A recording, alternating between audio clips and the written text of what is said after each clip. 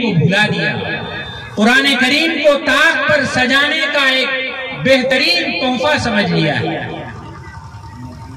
वो कुरान कब निकलता है? जब हमारे बाप का इंतकाल हो, जब हमारे भाई का इंतकाल हो। किसी हाफिज को बुला लेते हैं और उनसे कहते हैं कि ताक पर कुरान है। कुरान जब उठाया जाता है तो वो गर्द से हटा होता है। मेरे भाइयों, कुरान हमारी जिंदगी का हिस्सा है, हमारी जिंदगी का पार्ट है कि जिस तरह हमारी जिंदगी हर दिन चलती रहती है, उसी तरह हमें कुरान करीम को भी अपनी जिंदगी में दाखिल करना पड़ेगा, तभी हम कामयाब होंगे। और जब जब उम्मत ने कुरान करीम की तालीमात को छोड़ा और कुरान करीम की तालीमात को पेशे पुष्ट डाला तो गैरों ने उन पर हुकूमत की है। तो अभी इसी वक्त सब्सक्राइब कीजिए, फिर मिलते हैं नेक्स्ट वीडियो। मेरे भाइयों, बुजुर्गों और दोस्तों, उसी कुरान की बरकत से हम आज जमा हैं और आज हमने कुरान करीम को भुला दिया। कुरान करीम को ताक पर सजाने का एक बेहतरीन तोहफा समझ लिया है। वो कुरान कब निकलता है? जब हमारे बाप का इंतकाल हो, जब हमारे भाई का इंतकाल हो। किसी हाफिज को बुला लेते हैं और उनसे कहते हैं कि ताक पर कुरान है। कुरान जब उठाया जाता है तो वो गर्द से हटा होता है। मेरे भाइयों, कुरान हमारी जिंदगी का हिस्सा है, हमारी जिंदगी का पार्ट है कि जिस तरह हमारी जिंदगी हर दिन चलती रहती है, उसी तरह हमें कुरान करीम को भी अपनी जिंदगी में दाखिल करना पड़ेगा, तभी हम कामयाब होंगे। और जब जब उम्मत ने कुरान करीम की तालीमात को छोड़ा और कुरान करीम की तालीमात को पेशे पुष्ट डाला तो गैरों ने उन पर हुकूमत की और उम्मत ज़ेर हुई और परेशान हुई। हम सबको मालूम है अपने आबा व अजदाद की तारीख। एक मुल्क है इस दुनिया में जिसका नाम स्पेन है। स्पेन जो अभी अंग्रेजी का लफ्ज है, लेकिन उसका असल अरबी लफ्ज हस्बानिया है। यह हस्बानिया मुल्क मुसलमानों का था और 800 साल तक मुसलमानों ने वहां हुकूमत की। और जब वहां मुसलमानों की हुकूमत थी, उस वक्त पूरी दुनिया में वहां से बड़ी कहीं मस्जिद नहीं थी, जिसको जामे कुर्तुबा के नाम से जाना जाता है। कुर्तुबा की जामे मस्जिद दुनिया की सबसे बड़ी मस्जिद थी, मस्जिद नबवी और मस्जिद हराम से भी बड़ी। क्योंकि उस वक्त मस्जिद नबवी और मस्जिद हराम की तौसी नहीं हुई थी, उसको बड़ा नहीं किया गया था, छोटी थी। तो उस वक्त मुसलमानों ने वहां सब दुनिया की सबसे बड़ी मस्जिद तामीर की। लेकिन एक जब मुसलमानों ने अपने नबी की सुन्नतों को छोड़ा, अल्लाह के दिए हुए उस पाक कलाम को अपनी जिंदगी से निकाल दिया, तो अल्लाह रब्बुल इज्जत ने उनके गले से हुकूमत का तौक भी निकाल कर गैरों को दिया। और ये हालत हो गई स्पेन के अंदर कि मस्जिदों के अंदर अजान नहीं दी जा सकती थी, मस्जिदों को चर्च में बदल दिया गया। और दुनिया की सबसे बड़ी जो मस्जिद जामिया कुर्तुबा थी, वो सबसे बड़ा स्पेन का चर्च बन गया और आज भी वो चर्च ही है। उसके दरो दीवार, उसकी मीनारें, उसके गुंबद आज भी वैसे ही मौजूद हैं जैसे मस्जिद के रहते वक्त थी। लेकिन वहां ईसाइयों का कब्जा है और वहां उनकी तालीमात है। हिंदुस्तान की उलमा की एक जमात वहां गई हुई थी, तो वहां जब उलमा की जमात गई तो सोचा कि एक जमाने में दुनिया की सबसे बड़ी मस्जिद कुर्तुबा की जामे मस्जिद हुआ करती थी, चलो उस मस्जिद की जियारत कर ले। उलमा की जमात गई, गेट पर जब दरवाजे पर हर मुसलमान, कोई भी मुसलमान ऐसा नहीं है कि जो मस्जिद में चप्पल और जूता पहनकर घुस जाए। इतना तो एहतराम हमारे दिलों में होता है। तो वो उलमा थे, उलमा ने अपने जूते जब उतारना शुरू किया अंदर जाने के लिए, तो वहां का जो वॉचमैन था, गेटमैन था, गार्ड था, उसने रोक दिया कि आप लोग क्या कर रहे हैं, जूता उतारने की जरूरत नहीं, अंदर आइए। ये लोग अंदर गए, जाकर के जो मेन गुंबद था उसके नीचे चारपाइयां लगी हुई और चारपाइयों में किताबें हैं, कुरान करीम है, बुखारी शरीफ है, तिरमिजी है, इब्न माजा है, साहिह सित्ता की बड़ी बड़ी अहादीस की किताबें हैं।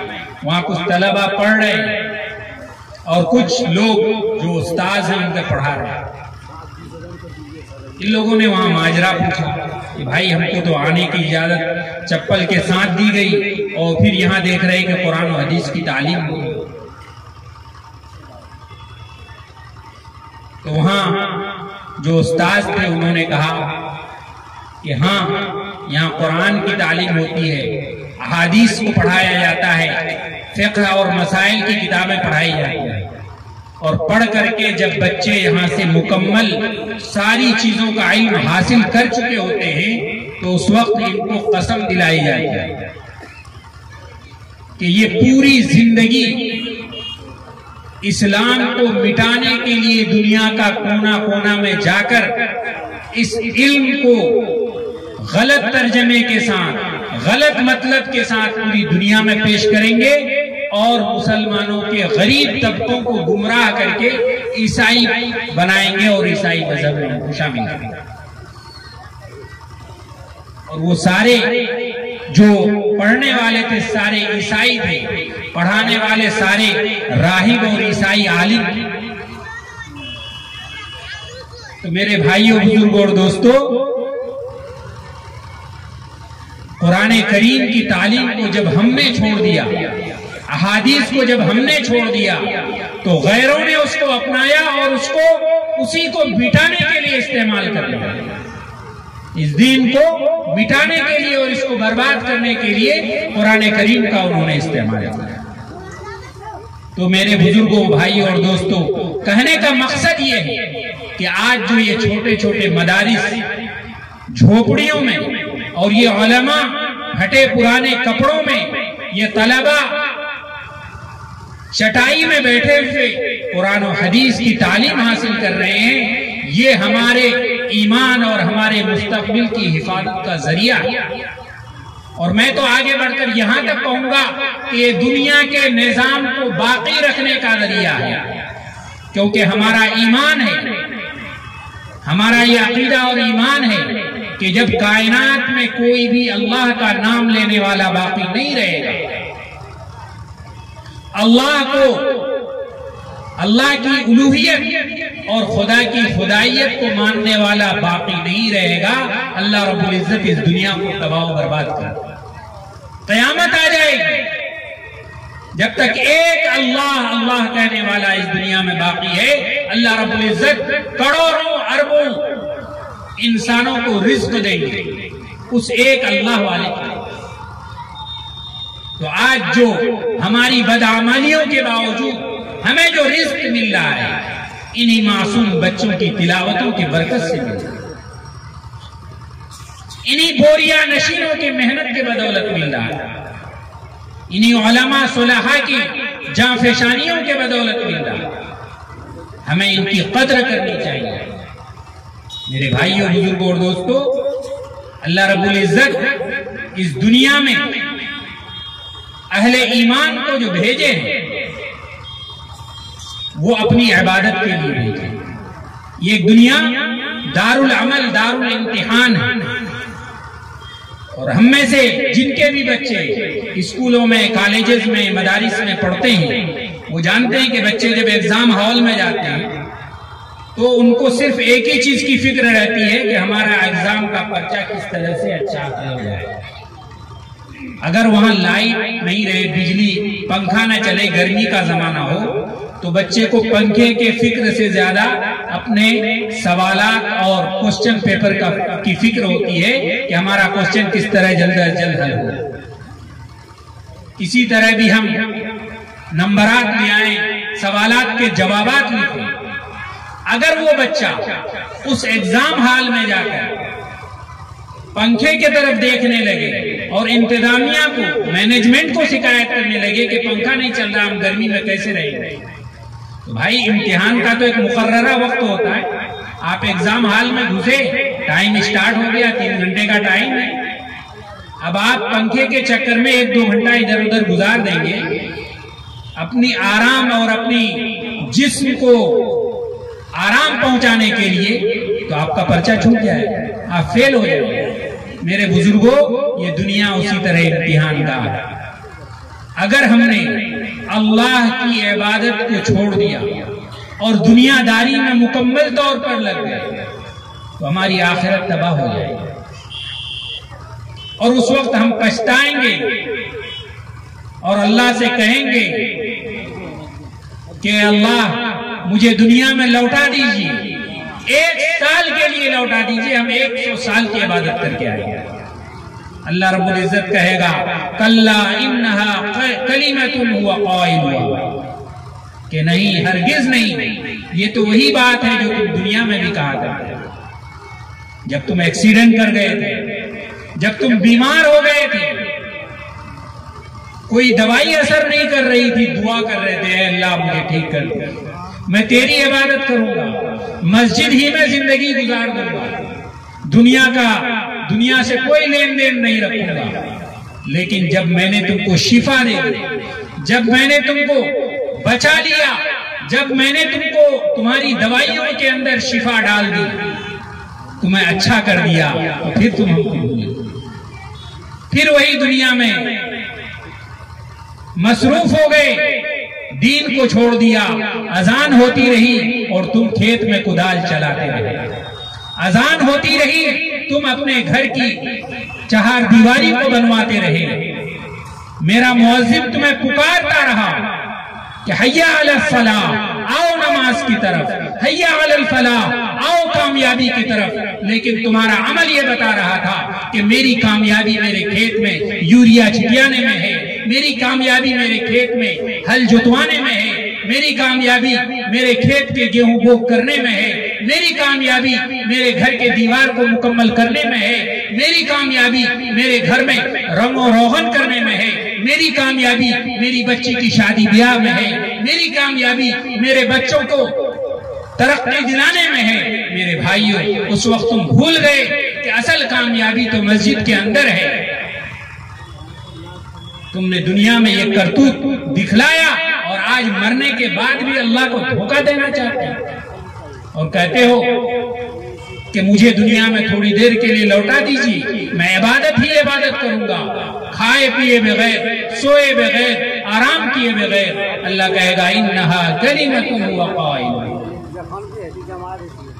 मेरे बुजुर्गों, आज जरूरत है अपने दिलों के इस्लाह, अपने आमाल के इस्लाह। एक चीज और बता दें, अल्लाह के रसूल ने फरमाया ला रहबानियत फिल इस्लाम, इस्लाम में रहबानियत नहीं है, यानी घर बार को छोड़कर सिर्फ इबादत ही इबादत में लग जाना, ये भी अल्लाह को मंजूर नहीं।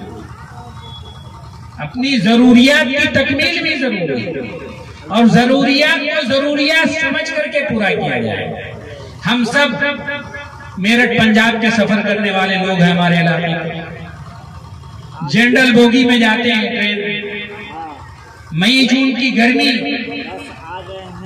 गर्म पानी आता है ट्रेन के अंदर और कहीं स्टेशन में गाड़ी रुकती है तो बाहर जो नल लगा हुआ होता है उसमें भी गर्म पानी आता है। अब कुछ ऐसा इंतजाम हुकूमत की तरफ से हुआ है कि 1 नंबर प्लेटफार्म में फ्रिज लगा रहता है, वहां ठंडा पानी मिलेगा।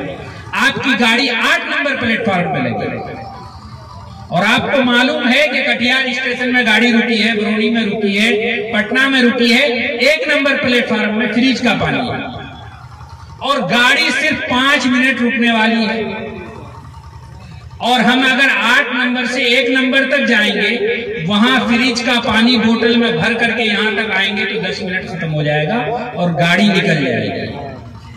तो कौन ऐसा आदमी है बेवकूफ जो उस पानी के चक्कर में अपने ट्रेन को छोड़ देगा? छोड़ेगा? कोई नहीं छोड़ेगा। लेकिन आज हम वही कर रहे हैं। आज हम वही कर रहे हैं कि अपने आराम और राहत के चक्कर में कुरान को हमने छोड़ दिया, दीन को हमने छोड़ दिया, मस्जिद को हमने छोड़ दिया। अरे बरसात है, बहुत हवा चल रही, नहीं जाएंगे मस्जिद। जो लोग नमाजी हैं उनकी बात बता रहा हूं, जो नहीं है तो अल्लाह ही उनका मालिक। आज चलो घर ही में पढ़े। जो नमाजी हैं उनका यह हाल है।